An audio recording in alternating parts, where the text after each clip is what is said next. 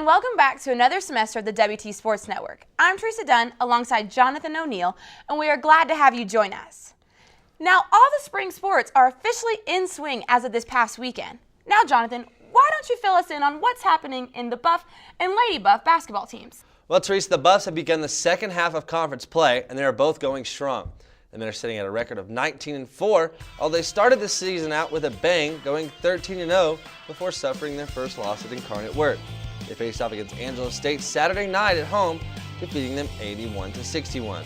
Now, all four losses for the Buffs have come in conference play, which is something to keep your eye on as tournament time gets closer. The Lady Buff basketball team has struggled in their overall record compared to the men, currently sitting at 14-9, but 7-3 in the conference. They picked up a big Lone Star Conference win Saturday, downing the Angelo State Rambells 71-56. That win now has them in sole possession for second place in the LSC.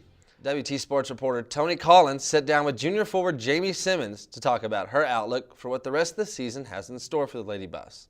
I'm here with Jamie Simmons, WT forward. So, Jamie, how's the season going so far? It's been a little rocky season, a little ups and downs, but I think we're going to pull it through. And what are your experiences with Coach Gerlich as not just a coach, but as a person?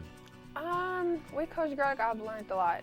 She not only cares about you as a player, but as an individual. You know, she does a lot for me and with my little girl. Her most important thing is grades, you know, keeping A's and B's and, you know, and on the court, you know, getting after it. Like, on the court, she goes through every play with us, every play. Like, she's playing every play, she's emotional, and she's fired up. And when she gets fired up and, you know, she gets to clapping her hands, and, I mean, it's a great feeling. And the experience with her has been great. She's one of my favorite college coaches. All right, well, thank you very much for your time, Jamie, and back to you guys. Thanks, Tony. Both the men and women head to Stephenville this Wednesday to face Tarleton State, and they will return home to play their second to final home game on Saturday evening against Midwestern State. Now to some outside sports. Teresa, this was a great weekend for baseball. Beautiful weather. It definitely was, Jonathan.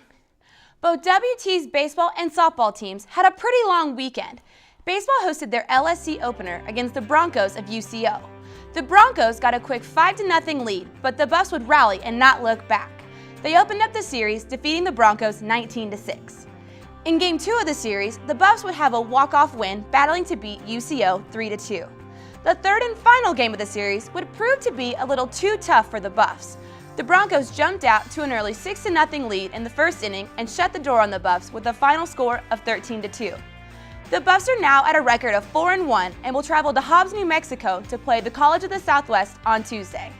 Now on to the other diamond. The Lady Buff softball team traveled to Abilene to take part in the ACU Whitten-In Softball Classic. They got off to a great start this weekend, going 3-1. They defeated Texas women 10-6, ACU 11-0, and Cameron 7-6. However, the ladies would struggle and take a tough loss against St. Mary's 4-7. The Lady Buffs will make their home opener debut on the new turf this Friday against Oklahoma Panhandle State at 11 a.m.